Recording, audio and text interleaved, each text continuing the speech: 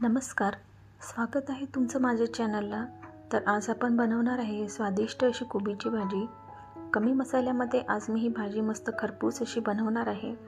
छान खरपूस अशी होऊ दिल्यास ही भाजी खूपच चविष्ट लागते. चला तर मग रेसिपीला सुरुवात करूया. मी कोबी असा पातळ उभा चिरून घेतला आहे. असा चिरल्यामुळे जरा चवीमध्ये थोडा फरक पडतो. त्यानंतर मी ही भाजी मिठाच्या पाण्यामध्ये 10 मिनिटे ठेवून त्यानंतर 1-2 पाण्याने स्वच्छ धुवून घेतली आहे. त्यानंतर कढईमध्ये जरा नेहमीपेक्षा जास्तच तेल तापायला ठेवले आहे. या भाजीमध्ये मी मटार टाकणार आहे. त्यासाठी मी कांदा चिरून घेतला आहे आणि ठेचलेला लसूणसुद्धा घेतला आहे. आता तेल चांगले गरम झाले की त्यामध्ये जिरे, मोहरी, थोडासा ठेचलेला लसूण घातलेला आहे. त्यानंतर चिरलेला कांदा मी घालणार आहे. आणि आता हे सर्व जे आहे साहित्य ते मी छान असे होऊ देणार आहे. थोडासा कांदा लालसर झाला की त्यामध्ये मी हळद टाकले. त्यानंतर तिखट, तर तिखट थोडे नेहमीपेक्षा जास्तच टाकायचे ह्या भाजीला, म्हणजे छान लागते. त्यानंतर धने पावडर टाकली आहे, त्याने थोडीशी छान चव येते. आणि त्यानंतर हे सर्व मसाले जे आहे ते छान परतून घेतले आहे.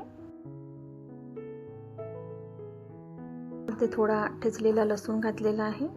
थोडंसं पाणी टाकायचं आहे, जास्त टाकायचं नाही आहे. थोडा मसाला होण्यापुरतंच पाणी टाकायचं आहे, कारण आपण कोबी हा पाण्याने स्वच्छ धुतला आहे. त्यामुळे कोबीमध्ये पाणी हे असतेच आणि त्यामुळे पाणी टाकायची आवश्यकता नाही आहे. आणि त्या पाण्यामध्येच ही कोबी शिजून जाते. कमी पाण्यामध्येच वाफेवर शिजवलेली ही भाजी खूप छान लागते. त्यामुळे ह्या भाजीला पाणी टाकायची गरज नाही आहे. त्यानंतर मीठ टाकलं आहे.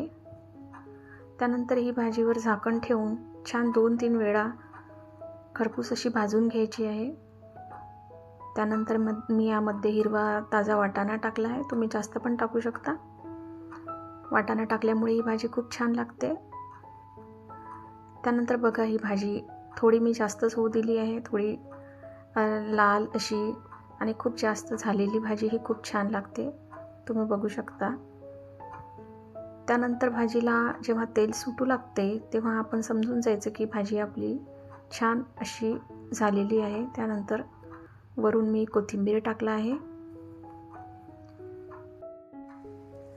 त्यानंतर सलाद कापून घेतले आहे. आणि अशा प्रकारे आज आपली कोबीची भाजी बनवून तयार झाली आहे. तुम्हाला ही भाजी आवडल्यास, माझे व्हिडिओ आवडत असल्यास माझ्या चॅनलला नक्की सबस्क्राईब करा. तुम्ही माझ्या काही रेसिपीज आधीच्याही बघू शकता.